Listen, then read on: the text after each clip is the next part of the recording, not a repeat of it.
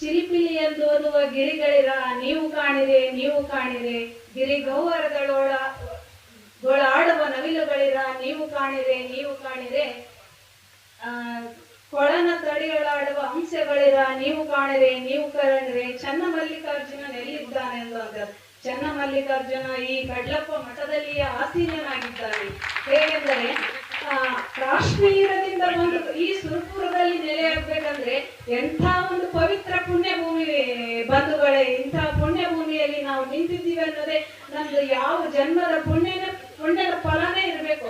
ಆ ಕಾರಣದಿಂದಲೇ ಇವತ್ತು ನೋಡ್ರಿ, ಬೆಳಿಗ್ಗೆ ನ್ಯೂಸ್ ಪತ್ರಿಕೆಯಲ್ಲಿ ನಾನು ಓದಿದೆ, ಅಫ್ಘಾನಿಸ್ತಾನದಲ್ಲಿ ಮಹಿಳೆಯರಿಗಿರ್ತಕ್ಕಂಥ ಸ್ಥಾನಮಾನ ಯಾವ ರೀತಿಯಲ್ಲಿದೆ ಅಂದ್ರೆ, ಅವಳು ಸತ್ತು ಮಾಡ್ತಕ್ಕಂಥ ಚಪ್ಪಲಿ ಕೂಡ ಮೆಟ್ಟೋ ಆಗಿಲ್ಲ. ಪುರುಷ ಅವಳಿಗೆ ಹೊಡೆದರೆ ರಕ್ತ ಸೋರಿದ್ರು ಕೂಡ ಅಪರಾಧ ಅಲ್ಲ ಅಂತೆ. ಅಂತ ಹೀನಾಯ ಪರಿಸ್ಥಿತಿಯಲ್ಲಿ ನಮ್ಮ ಸುರಪುರದ ಈ ಕಡ್ಲಪ್ಪನ ಮಠದಲ್ಲಿ ಮಹಿಳೆಯರಿಗೆ ಒಂದು ವೇದಿಕೆ ಕಲ್ಪಿಸಿ ಕೊಡ್ತಿದ್ದಾರೆ ಅಂದ್ರೆ ಎಂತ ಘನ ಕಾರ್ಯವೇ ಇದು. ಇದಕ್ಕೆ ಎಷ್ಟು ಶ್ಲಾಘನೆ ಸಲ್ಲಿಸಿದ್ರು ಕೂಡ ಕಡಿಮೆ ಅಂತಾನೆ ನಾನು ಹೇಳ್ತೀನಿ. ಇನ್ನೊಂದು ಬಂಧುಗಳೇ, ನನ್ನ ಸಹೋದರಿ ತಡಗಿನ ಮಠ ಅವರು ಹೇಳಿದ್ರಾಗ್ಲೇ ವೇದಗಳ ಕಾಲದಿಂದ ಆಧುನಿಕ ಕಾಲದವರೆಗೂ ಮಹಿಳೆಯರ ಕುರಿತು ಮಾತಾಡಿದ್ರು ಅವರು. ನಾನು ಆಧುನಿಕ ಕಾಲದಲ್ಲಿ ಒಂದು ಚೂರು ವಿಭಿನ್ನವಾಗಿ ಹೇಳ್ತೀನಿ. ಯಶೋದೆ ಅಂದು ನಟ್ಟಿರಳಲ್ಲಿ ಬಿಟ್ಟು ಹೋಗುವಾಗ ಕಾಡಲಿಲ್ಲವೇ ನನ್ನ ನೆನಪು ಅಂತ ಬುದ್ಧನಲ್ಲಿ ಪ್ರಶ್ನೆ ಮಾಡ್ತಾಳೆ. ಯೋಗಿಯಾಗುವ ಒಳಪು ನಿನ್ನನ್ನು ಗಟ್ಟಿಯಾಗಿಸಿದೆ, ಇರಬಹುದಿತ್ತು ಒಟ್ಟಿಗೆ ವಿರಕ್ತ ಬದುಕನ್ನು ಸಹಿಸುತ್ತಿದ್ದೆ ನಾನು ನಿನ್ನೊಟ್ಟಿಗೆ ಅಂತ ನಾನು ಆಧುನಿಕ ಮಹಿಳೆಯಾಗಿ ನಾನು ಹೇಳ್ತೀನಿ ಬಂಧುಗಳೇ. ಏಕೆಂದರೆ ಪುರಾಣ ಕಾಲದಲ್ಲಿ ಸೀತೆಯನ್ನು ನಾವೆಲ್ಲರೂ ವೈಭವೀಕರಿಸ್ತೀವಿ. ಆದರೆ ಸೀತೆಯನ್ನ ರಾಮನ ಜೊತೆಗೆ ಇರ್ತಾಳೆ, ತನ್ನ ಸಂಗಾತಿ ಜೊತೆ ಇದ್ದ ಅವಳು ಸಿಹಿ ಕಹಿ ಎಲ್ಲವನ್ನು ಅನುಭವಿಸ್ತಾಳೆ. ಆದರೆ ವಿರಕ್ತ ಬದುಕನ್ನು ಸತತ 14 ವರ್ಷಗಳವರೆಗೆ ಅನುಭವಿಸ್ತಕ್ಕಂಥ ಊರ್ಮೆಳೆಯನ್ನ ನಾವು ನೆನಬೇಕು ಇಂಥ ಕಾಲದಲ್ಲಿ. ಯಾಕೆ ಹೇಳ್ತಾ ಇದ್ದೀನಿ ಅಂದ್ರೆ ಬಂಧುಗಳೇ, ನಾನು ಇವತ್ತು ನಾವು ಪ್ರತಿಯೊಂದು ಪುಸ್ತಕದ ಪುಟಗಳನ್ನು ತೆರೆಯುವಾಗ, ಪತ್ರಿಕೆ ಪುಟಗಳನ್ನು ತೆರೆಯುವಾಗ ಕಾಣ್ತಕ್ಕಂಥ ಸತ್ಯದ ಸಂಗತಿ ಏನಂದ್ರೆ, ಮಕ್ಕಳೆಲ್ಲಾನು ಕ್ರೂರಿಗಳಾಗ್ತಾ ಇದ್ದಾರೆ. ಒಂದು ಎದುರಿಸ್ತಕ್ಕಂಥ ಸಾಮರ್ಥ್ಯನೇ ಇಲ್ಲ.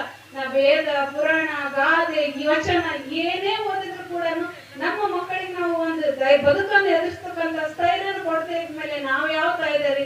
ಅಂದು 16ನೇ ಶತಮಾನದಲ್ಲಿ ಜೀಜಾಬಾಯಿ ಜಗನ್ಮಾತೆ ಅಂತ ಕರೆಸ್ಕೊಂಡು ಏನಕ್ಕೆ ಇಡೀ ಮುಸ್ಲಿಂ ಸಾಮ್ರಾಜ್ಯದ ದಾಳಿಗೆ ಹಿಂದೂ ಸಾಮ್ರಾಜ್ಯ ನುಚ್ಚು ನೂರಾಗಿ ಚೂರುಗೊಟ್ಟು ಹೋಗಿತ್ತು. ಅಂತ ಸಂದರ್ಭದಲ್ಲಿ ಆ ತಾಯಿ ಕೊಟ್ಟಿರ್ತಕ್ಕಂಥ ಸಂಸ್ಕಾರ ಎಂಥದ್ದು, ಪುರಾಣ ಪುಣ್ಯಕಥೆ ದೇಶಭಕ್ತಿಯ ಸಾರವನ್ನು ಕಟ್ಟಿರ್ತಕ್ಕಂಥ ಕಥೆಗಳನ್ನು. ಅಂದ ಔರಂಗಜೇಬನ ದಾಳಿಗೆ ಆಗ್ರಾ ಕೋಟೆಯಲ್ಲಿ 4.5 ತಿಂಗಳು ಕೂಡ ಅವರು ಶಿವಾಜಿ ಅವರು ಬಂದಿದ್ರು ಕೂಡ ಸೂಸೈಡ್ ಮಾಡ್ಕೊಳ್ಳಿಲ್ಲ. ಆದ್ರೆ ಇವತ್ತಿನ ನಮ್ಮ ಮಕ್ಕಳು ಏನಾಗ್ತಾ ಇದ್ದಾರೆ, ಮೆಡಿಕಲ್ ಓದ್ತಾ ಇದ್ದಾರೆ, ಇಂಜಿನಿಯರಿಂಗ್ ಓದ್ತಾ ಇದ್ದಾರೆ.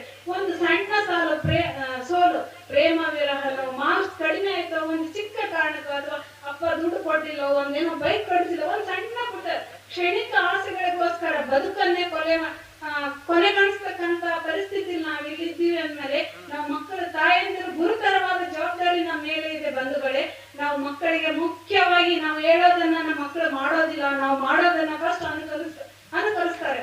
ಆದ್ದರಿಂದ ನಾವು ಹೇಳೋದನ್ನಕ್ಕಿಂತ ಮುಂಚಿತವಾಗಿ ನಾವು ಮಾಡೋ ಕೆಲಸನ ಪರಿಪೂರ್ಣವಾಗಿ ಮಾಡ್ಬೇಕು. ನಮ್ಮ ಮಕ್ಕಳಲ್ಲಿ ನಾವು ಇಂದಿನ ಬಾಲಕರೇ ನಾಡಿನ ನಾಗರಿಕರು. ಆದ್ದರಿಂದ ಈ ಸಮಾಜ ಸುಸ್ಥಿರ ಸಮಾಜ ಕಟ್ಟಬೇಕಾದ್ರೆ ನಾವು ಪ್ರತಿಯೊಬ್ಬ ಮಹಿಳೆಯರು ಜೀಜಾಬಾಯಿ ಆಗೋಣ. ಪ್ರತಿಯೊಬ್ಬ ಮಹಿಳೆಯರು ಅಂದಿನ ಉರ್ಮೆಳೆಯ ತ್ಯಾಗವನ್ನು ಮಾಡೋಣ. ಪ್ರತಿಯೊಬ್ಬ ಮಹಿಳೆಯರು ಅವತ್ತು ಬುದ್ಧ ನಟ್ಟಿರಳಲ್ಲಿ ಬಿಟ್ಟು ಹೋದಾಗ ಅವತ್ತು ಆ ಕುಟುಂಬವನ್ನು ಪರಿಪಾಲನೆ ಮಾಡಿ ಮಗನನ್ನು ಸಾಕಿಸಿದ ಯಶೋದೆ ಆಗೋಣ. ಯಾಕಂದ್ರೆ ಅವಳಿಗೂ ವಿರಕ್ತ, ಅದಕ್ಕೆ ನಾನು ಹೇಳಿದೆ ವಿರಕ್ತ ಬದುಕನ್ನು ನಿನ್ನೊಟ್ಟಿಗೆ ನಾನೂ ಸಲ್ಲಿಸುತ್ತಿದ್ದೆ. ಹಾಗೆ ವಿರಕ್ತ ಬದುಕು, ನಾವು ವಿರಕ್ತಿಗಳು ಎಲ್ಲರೂ ವಿರಕ್ತಿ ಆಗ್ಬೇಕಂತ ಏನಿಲ್ಲ. ಇಂಥ ಪುಣ್ಯ ನೆಲದಲ್ಲಿ ವಾಕ್ಸಿದ್ಧಿ ಪುರುಷರ ನೆಲ ಇದೆ. ಈ ಕುರಿತು ಒಂದೆರಡು ಮಾತನಾಡ್ತೀನಿ. ನಾನು ಪೂಜ್ಯ ಗುರುಗಳಿಗೆ ನಾನು ಫೋನ್ ಮಾಡಿ ಕೇಳಿದೆ, ಗುರುಗಳ ಈ ಮಠದ ಇತಿಹಾಸ ಈ ಅಭಿನಂದನೆ ಗ್ರಂಥಕ್ಕೋಸ್ಕರ ಪುಸ್ತಕ ಲೇಖನ ಬರೆಯಕ್ಕೆ ಹೇಳಿದಾಗ ಈ ಮಠದ ಸುಮ್ಮನೆ ಅಲ್ಲಲ್ಲಿ ಪತ್ರಿಕೆಗಳ ತುಣುಕನ್ನು ನಾನು ಓದ್ತಾ ಇದ್ದೆ. ಇದ್ರದ್ದೊಂದು ಸಮಗ್ರ ಅಧ್ಯಯನ ಬೇಕಲ್ಲ, ಈ ಮಠ ಅಂದ್ರೆ ಏನು ಎಂತ. ಆಗ ನಾನು ಪ್ರಭುಲಿಂಗ ಮಹಾಸ್ವಾಮಿಗಳು ಕೇಳಿದಾಗ ಈ ಮಠಕ್ಕೆ 101 ಕೆರೆಗಳು ಮತ್ತು 101 ಬಾವಿಗಳು 100 ಶಾಖಾ ಮಠಗಳನ್ನು ಸ್ಥಾಪಿಸಿದ್ದೀನಂತ ಈ ಮಠದ ಪೂರ್ವ ಇತಿಹಾಸನ ಹೇಳಿದ್ರು. ಎಂತ ಸರ್ವ ಧರ್ಮ ಸಮನ್ವಯಕ್ಕಾಗಿರ್ತಕ್ಕಂಥ ನೆಲೆ ಇದೆ ಅನ್ನೋದಕ್ಕೆ ಪೂಜಾರಿ ಮಲ್ಲಿಕಾರ್ಜುನ ಸ್ವಾಮಿಗಳ ಒಂದು ಮುಕುಟಕ್ಕೆ ಕಿರೀಟ ಧಾರಣ ಮಾಡಿದವರು ಜಂಬಿಗೆ ಕುಟುಂಬ ಅಂದ್ರೆ ಗುರುಗಳೇ ಜಮಖಂಡಿ ಕುಟುಂಬ, ಕ್ಷಮಿಸಿ, ಜಮಿಕಂಡಿ ಎನ್ನುವತಕ್ಕಂತ ಒಂದು ಮುಸ್ಲಿಂ ಕುಟುಂಬದವರು ಇಲ್ಲಿ ಮಲ್ಲಿಕಾರ್ಜುನ ಮಹಾಸ್ವಾಮಿಗಳ ಒಂದು ಗದ್ದುಗೆಗೆ ಕಳಸಾರೋಹಣ ಮಾಡಿರ್ತಕ್ಕಂಥ ಪ್ರತೀತಿ ಈ ಮಠಕ್ಕಿದೆ ಅನ್ನೋದು ಕೂಡ ಒಂದು ಹೆಮ್ಮೆಯ ಸಂಗತಿ. ಯಾಕಂದ್ರೆ ಇಂದು ಮುಸ್ಲಿಂ ಅಂತಕ್ಕಂಥ ಒಡೆದಾಡುವ ಈ ರಾಜಕಾರಣಿಗಳ ದುರ್ಭಿತ್ತ ನೀತಿಯನ್ನು ಕೆಡಿರ್ತಕ್ಕಂಥ ಒಂದು ಪುಣ್ಯದ ನೆಲ ಇದು.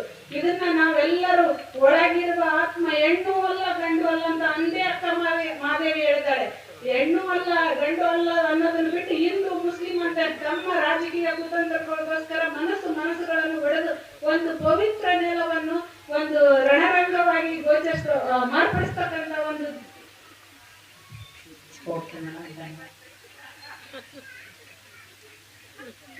ಈ ಸುಸಂದರ್ಭದಲ್ಲಿ ನನಗೆ ಮಾತನಾಡಲು ಅವಕಾಶ ಮಾಡಿಕೊಟ್ಟ ತಮ್ಮೆಲ್ಲರಿಗೂ ಮತ್ತೊಮ್ಮೆ ಮೊದಲೊಮ್ಮೆ ಶರಣಾರ್ಥಿಗಳು. ಧನ್ಯವಾದ.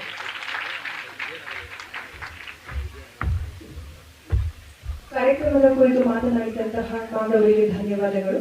ನಂತರ ಸಾವಯವ ಚಿಕಿತ್ಸೆ ಬಗ್ಗೆ ಪರಮ ಪೂಜ್ಯ ಸಂವಿಧಾನ ಸ್ವಾಮಿಗಳು ದತ್ತ ಸೇವಾ ಫೌಂಡೇಶನ್ ಕೊಂಚೂರು ಇವರು ಕಾರ್ಯಕ್ರಮದ ಕುರಿತು ಮಾತನಾಡಬೇಕೆಂದು ವಿನಂತಿ.